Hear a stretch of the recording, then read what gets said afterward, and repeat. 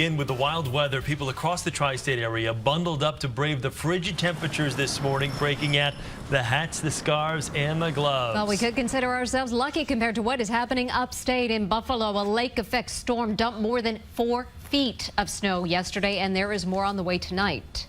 We have team coverage of the bitter blast, beginning with John Elliott in the Weather Center. John. Good afternoon, Mary. Glad you put it into perspective for us. It could be worse. It was cold this morning, though. We have some new records for you. New record in Islip, Bridgeport, JFK, and LaGuardia.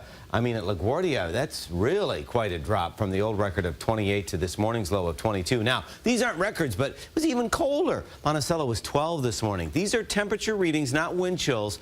Sussex, New Jersey, 15. Toms River, 17. So was Montgomery, New York, and Danbury, Connecticut, only 19 degrees. It's going to be a slow process. Now, we are up to 30 right now. A little bit of an improvement over yesterday. And the wind isn't as strong, but when you do factor in the wind, it still feels like 25 in town. We have those lingering wind chills in the teens in the Hudson Valley and Westchester and Fairfield County as well.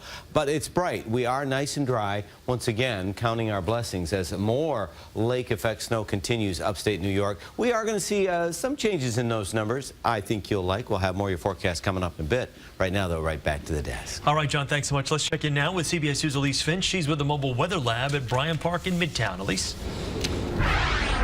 You're right. We do have the Mobile Weather Lab out here at just outside of Bryant Park, where our temperature in this very spot right now, at least, is reading 33.4 degrees. Of course, this is an unofficial reading, and we, of course, are standing on the sunny side of the street, and it does make a difference. But in spite of these frigid temperatures and these really chilly winds, we've actually heard very few complaints today.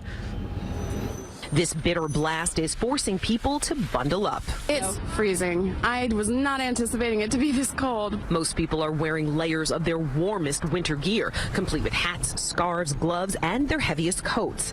Elaine Berg is from Seattle. She's visiting family in Midtown, and she says she had to borrow a winter coat from her cousin. I had a traditional down coat for Seattle that's really thin. It works for our weather, but nothing would keep me warm here. It's an icy cold, and what I'm so surprised about is how quickly it changed. We were here on Saturday or Sunday, whenever it was raining, and then it was like someone turned a switch, and it just became frigid. Today's temperatures are surprising to a lot of people because, according to the National Weather Service, the coldest high temperature we've ever had in the city on November 19th is 34 degrees. Today's forecast high is only 33 degrees, and when you factor in the winds, it feels like the 20s.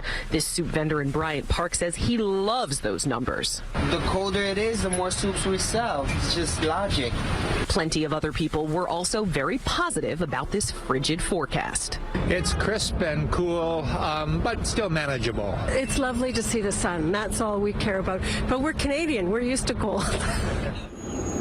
They are indeed used to cold, and we talked to a few people, some New Yorkers, some tourists, who said they're also used to the cold. The thing they're most excited about today is that the sun is out. So even though it's still a little windy and it's incredibly cold, they say the sun is shining, and for most people, that's all it seems to take. We're live in Bryant Park with the Mobile Weather Lab, and with that, I'll send it back to you.